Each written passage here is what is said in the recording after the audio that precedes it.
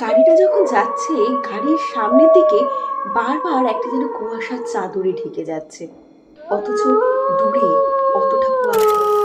জিপটা প্রায় 3 থেকে 3.5 ইঞ্চি হবে, ঝুলছে, আর যেটা এতটাই বিভৎস।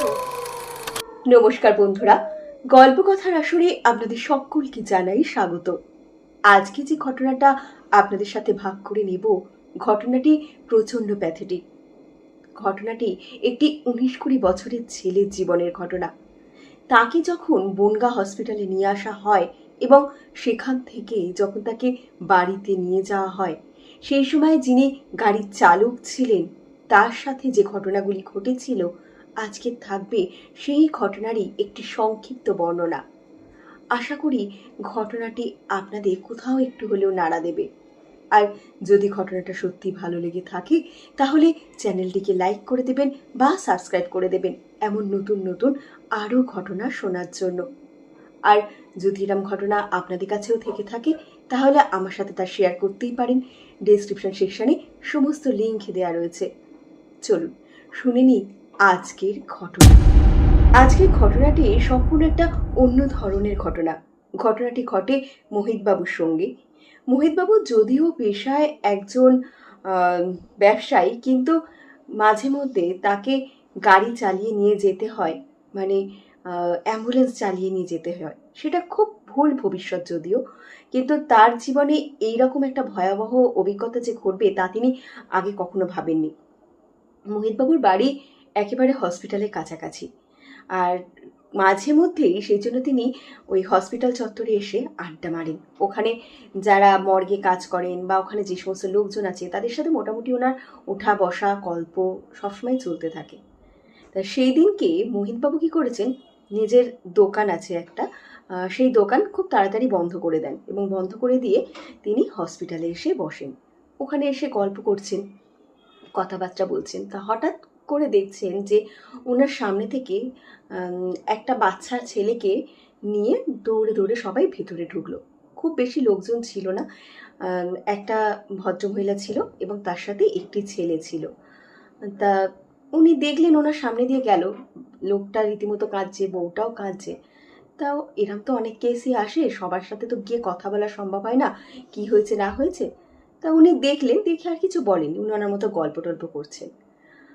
বেশ অনেকক্ষণ পর হঠাৎ একজন এসে বলছে যে হসপিটালে যে সমস্ত অ্যাম্বুলেন্সগুলো রয়েছে সেই সব অ্যাম্বুলেন্স সবকটাই কেউ না কেউ নিয়ে চলে গেছে। তা একটা অ্যাম্বুলেন্স পড়ে রয়েছে, কিন্তু সেই অ্যাম্বুলেন্সে কোনো চালক নেই। তখন ওই মোহিতবাবুকে এসে সে রিকোয়েস্ট করে বলছে যদি, মানে তিনি গাড়ি চালাতে জানেন, এর আগে যদিও বারবার এরকম হয়নি, দু একবার উনি এরম অ্যাম্বুলেন্স চালিয়ে নিয়ে কাউকে এমার্জেন্সি কেসে বাড়ি পৌঁছে দিয়েছেন বা নিয়ে গেছেন, এরম হয়েছে। সেই জন্যই ওনাকে এসে একজন, মানে হসপিটাল চত্বরেরই একজন কর্মী এসে তাকে রিকোয়েস্ট করেছে যে একটি ছেলে, বাচ্চা ছেলে মারা গেছে, আর তার বাড়ি অনেকটাই দূরে, মানে বনগাঁ থেকে অনেকটাই ভেতরের দিকে তার বাড়ি। যদি ওই ছেলেটিকে তার বাড়িতে পৌঁছে দেওয়া হয় তাহলে খুব ভালো হয়। কারণ যে সমস্ত হসপিটালের অ্যাম্বুলেন্সগুলো ছিল বা সবাই যে গাড়িগুলো হয় সেই গাড়িগুলো আসতে অনেকটাই দেরি করবে, তারা অনেকটা দূরে গেছে। এদিকে এই বাচ্চাটাকে এতক্ষণ ফেলে রাখা যাবে না, কারণ তার বাড়ি প্রথম কথা অনেকটাই দূরে, যেতে যেতে অনেকটা রাতও হয়ে যেতে পারে, আর তখন একটু অসুবিধাও হবে। কখন ওই অ্যাম্বুলেন্স আসবে বা গাড়ি আসবে তবে বাচ্চাটাকে নিয়ে যাবে। যদি মানে উনি যান ওনাকে, মানে বাচ্চাটাকে নিয়ে সাথে, তাহলে খুব ভালো হয়। তা বলতে বলতেই বাচ্চা ছেলেটির মা দৌড়ে আসে, এসে হাতে পায়ে ধরার মতো যে অন্তত তাদের একটু বাড়িতে যেন পৌঁছে দেওয়া হয়। মোহিতবাবু কোনো উপায় দেখছেন না, না দেখেই উনি বললেন ঠিক আছে আমি পৌঁছে দেব। কিন্তু উনি ভাবলেন যে সেই অতটা দূর যাব, আবার অতটা দূর থেকে একা একা গাড়ি নিয়ে ফিরবো। এই জন্যে তিনি হসপিটালেরই একটি ছেলেকে বললেন তুই তাহলে চল আমার সাথে, তাহলে একসাথে দুজনে যাই, আর ওদের ওখানে পৌঁছে দেবো, মানে ওই ছেলেটির বাড়িতে আর কি পৌঁছে দেবে, দিয়ে তারপর উনি গাড়ি নিয়ে ফিরবেন। ছেলেটিও রাজি হয়ে যায়, সে ফাঁকাই ছিল। এবার মোহিতবাবু আর সেই ছেলেটি দুজনে মিলে গাড়িতে ওঠে। উঠে যে ছেলেটিকে মানে যে ছেলেটি মারা গেছে সেই ছেলেটিকে নিয়ে ওঠানো হয়। তার মা ছিল সাথে, আর তার পাড়াতেও এক দাদা ছিল, আর কোনো লোকজন তাদের সাথে ছিল না। তা মোহিতবাবু যখন দেখছেন এর আগে প্রচুর বীভৎস রকমের মার্ডার হওয়া বলুন বা অ্যাক্সিডেন্ট কেস বলুন বা বিভিন্ন রকমের কেস উনি দেখেছেন। তা এই যে ছেলেটিকে তোলা হয়েছে দেখে ওনার না খুব খারাপ লাগছিল একটাই কারণে, ছেলেটির বয়স মাত্র 19 কি 20 বছর হবে। এবার মোহিতবাবুর ওই বয়সেরই একটি ছেলে রয়েছে, আর যে ভদ্রমহিলা রয়েছেন তিনি তো হাউ হাউ করে কেঁদে চলেছেন, তারই ছেলে মারা গেছে। এবার সাথে যে ছেলেটি ছিল তাকে মোহিতবাবু ডেকে বলেন, ছেলেটির কি হয়েছে, ছেলেটি এরমভাবে মারা গেছে। এবার বলে রাখি ছেলেটি সুইসাইড করেছে, গলায় দড়ি দিয়েছে, যার জন্য তার জিভটা বিভৎসভাবে প্রায় 3 থেকে 3.5 ইঞ্চি মতো বেরিয়ে রয়েছে। আর ছেলেটার মুখটা এত মায়াময়, মানে দেখে মোহিতবাবু নিজেরই ভেতর ভেতর প্রচণ্ড কষ্ট হচ্ছে। তা ওই যে ছেলেটি ছিল, মানে ওই বাচ্চাটির মায়ের সাথে যে এসেছিল, সে তো পাড়ারই ছেলে, সে তখন মোহিতবাবুকে বলে যে আর বলবেন না দাদা, দেখুন না যে মেয়েটার সাথে এতদিনের সম্পর্ক ছিল, হঠাৎ জানতে পেরেছে মেয়েটি মনে হয় অন্য কোনো ছেলের সাথে অ্যাফেয়ারে জড়িয়ে পড়েছে, ও আর সহ্য করতে পারেনি, ও এরমভাবে সুইসাইড করে নিয়েছে। কি অবস্থা বলুন মাটার। তো তখন মোহিতবাবু জিজ্ঞেস করছে যে এই বাচ্চাটির বাবা কোথায়। তখন এই ছেলেটি বলছে এই ছেলেটির বাবা বাইরে চাকরি করে বা কোনো একটা কাজবাজ করে, তা সে বাইরেই থাকে। এবার ছেলেটি তার মায়ের সাথে থাকতো। এবার এরকম একটা ঘটনা ঘটেছে, কিন্তু তার বাবা তো আর হসপিটালে আসতে পারবে না, কারণ তার বাবার হসপিটালে আসতে আসতে অনেকটাই দেরি হয়ে যাবে, সে ডাইরেক্ট তাই বাড়িতে চলে যাবে। এবার ওরা চাইছে যত তাড়াতাড়ি ছেলেটিকে যাতে বাড়ি নিয়ে যাওয়া যায়, এই হচ্ছে ব্যাপার। তা এইখানে এই ঘটনা থেকে বেরিয়ে গিয়ে আমি জাস্ট দুটো কথা বলবো। এই যে অল্প বয়সী ছেলেরা আছে, অনেক মেয়েরাও রয়েছে যারা একবার ব্রেকআপ হলে নিতে পারে না, হঠাৎ করে সুইসাইড করে। আমার বক্তব্য, সুইসাইডটা কেন করবে? যে ছেড়ে গেছে সে তো সত্যি তোমাদের ভালোবাসতো না বলেই ছেড়ে গেছে, তাই না? তা যে ভালোবাসতো তাহলে সে কখনো ছেড়ে যেত না। তা সে যদি ভাই তোমাকে না ভালোবাসে তাহলে তুমি কেন তার জন্য নিজের প্রাণটা দেবে? তোমার চারপাশে দেখবে অনেক মানুষ আছে যারা সত্যি তোমাকে ভালোবাসে, বিশেষ করে তার নিজের মা বাবা, তারা সব থেকে বেশি তার সন্তানকে ভালোবাসে। আর সেই ভালোবাসার থেকেও কি খুব বেশি হতে পারে এই প্রেমিক বা প্রেমিকার ভালোবাসা? আমার মনে হয় একেবারেই না। যদি সত্যি প্রেমিক বা প্রেমিকার ভালোবাসা সেরকম প্রখর হতো বা তেমন যদি তীব্র ভালোবাসা থাকতো, তাহলে কখনো একটা ছেলে বা একটা মেয়ে কাউকে ছেড়ে যেতে পারতো না। তার এই ভুলটা মানে একদমই করা উচিত নয়। যদি ঘটনা থেকে বেরিয়ে গিয়েই কথাটা বললাম। যা হোক, এবার ঘটনাটা শুরু করছি।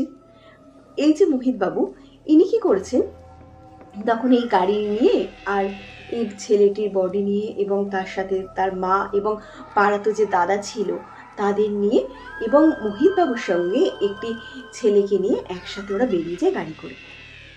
সময়টা না ফেব্রুয়ারি মাসের একদম প্রথম দিকে ছিল, খুব একটা কুয়াশায় আচ্ছন্ন যে সেই সময় ছিল রাস্তাঘাট তা কিন্তু নয়। রাস্তাঘাট দূর থেকে দেখা যাচ্ছিল ভালোই, একদম ক্লিয়ার রাস্তা, খুব একটা কুয়াশা নেই।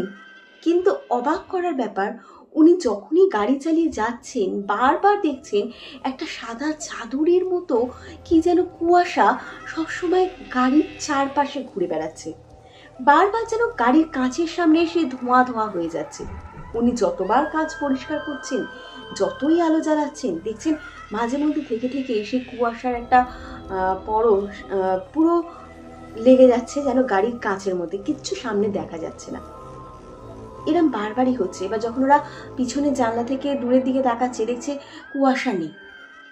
তখন ওই ছেলেটি বলে যে দাদা, একটা প্রবলেম হচ্ছে মনে হচ্ছে, তুমি একটা কাজ করো না, তুমি ওই এটাকে চালাও, মানে একটা সিগারেট চালাও, জ্বালিয়ে খেতে খেতে চলো বলে তখন মোহিতবাবু একটা সিগারেট জ্বালিয়ে খেতে খেতে যায়। আর সাথে যে ছেলেটি ছিল সেই ছেলেটিও একটা সিগারেট চালায়।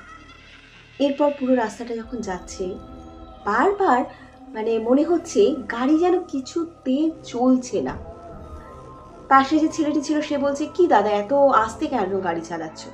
এদিকে মোহিতবাবু বলছে, দেখ আমি কত স্পিডে গাড়ি চালাচ্ছি, অথচ দেখছে গাড়ি সত্যিই স্পিডে চলছে কিন্তু গাড়ি চলছে না। স্পিডোমিটার যেটা রয়েছে তাতে দেখাচ্ছে গাড়ি অনেক স্পিডে রয়েছে, কিন্তু গাড়ি কিছুতেই স্পিডে যাচ্ছে না।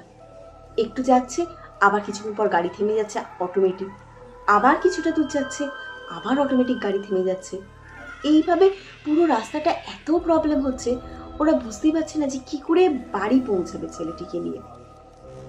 এরই মধ্যে এক অদ্ভুত ঘটনা ঘটে। হঠাৎ ওরা যখন গাড়ি নিয়ে যাচ্ছে, যেতে যেতে দেখছে রাস্তার সামনে ধাপ করে একটা বড় গাছের ডাল ভেঙে পড়েছে।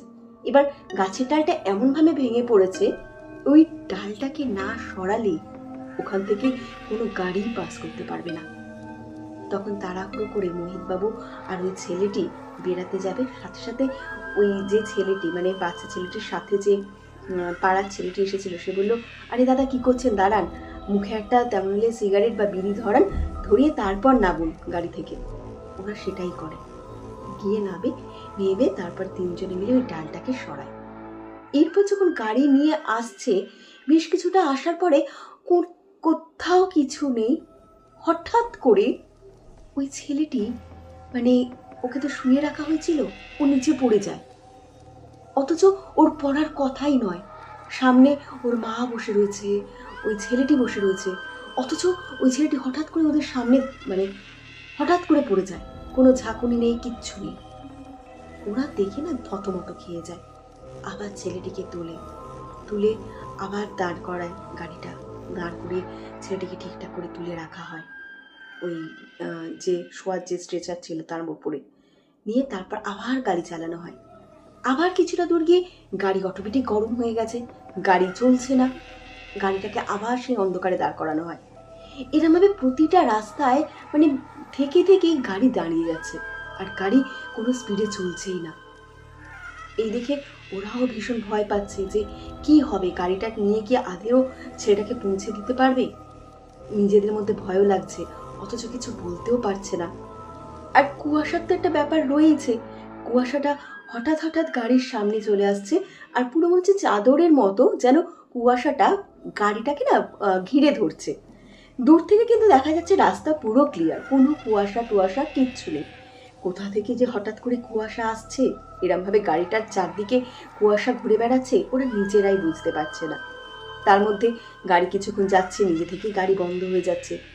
একটা যা তা পরিস্থিতি শুরু হয়েছে। ওরা রীতিমতো সবাই ভয়ে রয়েছে। কোনো রকম গাড়ি আস্তে আস্তে চালাতে শেষমেশ ওই ছেলেটির গ্রামেতে ঢোকানো হয়, এবং ছেলেটির গ্রামেতে আগে থেকে একটি লোককে বলে রাখা হয়েছিল, ভ্যান চালককে। সে ভ্যান নিয়ে অলরেডি দাঁড়িয়েছিল ওদের বাড়ির কাছে। ছেলেটিকে নিয়ে সেই ভ্যান চালকের ওখানে যাওয়া হয় ওদের বাড়ির কাছে, আর গিয়ে ভ্যানেতে ছেলেটির বডিটাকে তুলে দেওয়া হয়। তারপর ছেলেটির মা এবং সাথে যে ছেলেটি ছিল, মানে ওদের পাড়াতো যে দাদাটি ছেলেটির, সে সাথে বলে, দাদা এতক্ষণ তো আমাদের সাথে ছিলেন, আর কিছুক্ষণ না থেকে যান না, আর একটু পরে না হয় যাবেন। তখন মোহিতবাবু বলছে, আমাদের তো অনেক কাজ আছে, আমার তো আসারই কথা ছিল না, আপনারা এতটা বিপদে পড়েছেন দেখে আমি ছাড়তে আসলাম, আমাদের ছেড়ে দিন, আমরা তো অনেকটা দূর যাব, প্লিজ কিছু মনে করবেন না। বুঝতে পারছেন মোহিতবাবু যে ওদের মধ্যে একটা ভয় চলে এসেছে, আর ওই রাত্রিবেলা তো তেমন পাড়ার কেউ নেইও কাছাকাছি, মাত্র এই দুটো মানুষ রয়েছে আর ওই ভ্যান চালক।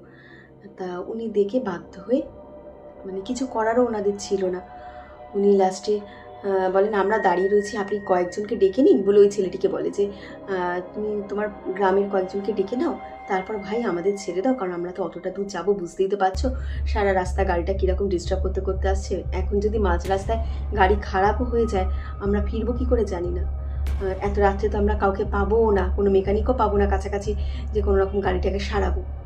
এই বলে তখন ওই ছেলেটি যায় এবং পাশাপাশি বাড়ির আরও 2-4 জনকে ডেকে এনে তখন ওই ছেলেটি বডিটাকে নিয়ে ওরা চলে যায়। এরপর অবাক করার বিষয়, মোহিতবাবু এবং মোহিতবাবুর সাথে যে ছেলেটি গেছিল হসপিটালে, যে ছেলেটি, তারা যখন গাড়ি চালিয়ে আসে সারাটা রাস্তা একটা কোনো বাধা বিপদ কিচ্ছু আসেনি।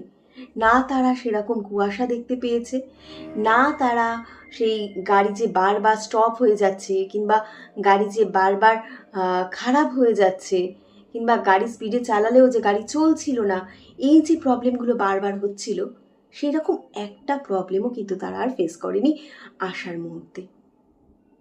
এই ছিল আজকের ঘটনা। নমস্কার।